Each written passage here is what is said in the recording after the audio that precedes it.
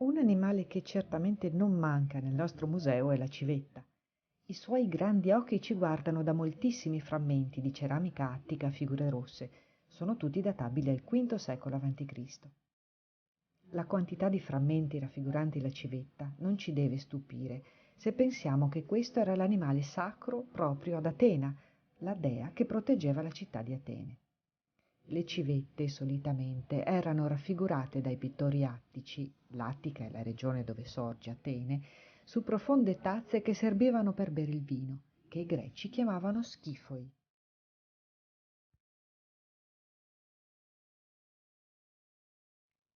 Ecco uno schifos quasi intero che brilla in tutta la sua lucentezza.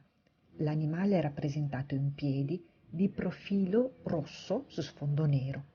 Le ali sono ben delineate con tratti neri sicuri. Ma la testa, con i grandi occhi cerchiati a doppio segno, si volge verso di noi e sembra guardare nel nostro intimo. Uno sguardo non malevolo, ma uno sguardo portatore di pace e beneaugurante. Su questo esemplare si può scorgere anche un altro particolare, ai lati della civetta, un particolare che accompagnava sempre la figura dell'animale, un ramo della pianta dell'olivo. Civetta e olivo erano i due simboli della dea più venerata nella città di Atene, tanto che erano raffigurati anche sulle monete della città.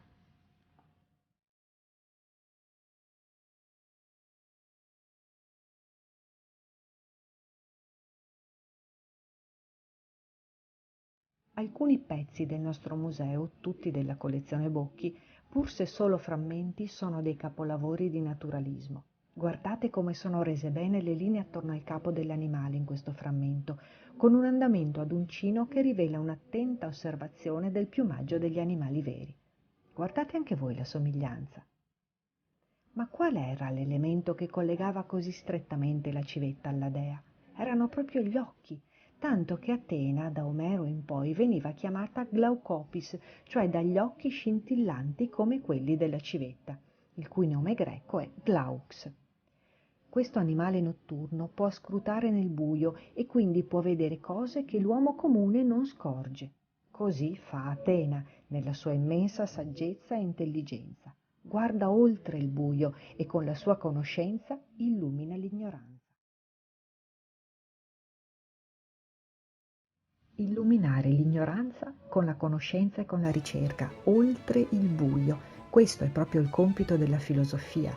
E i greci che amavano i simboli vedevano nella linea che unisce gli occhi al becco della civetta la raffigurazione della lettera Φ, la prima lettera della parola filosofia, l'amore per la conoscenza.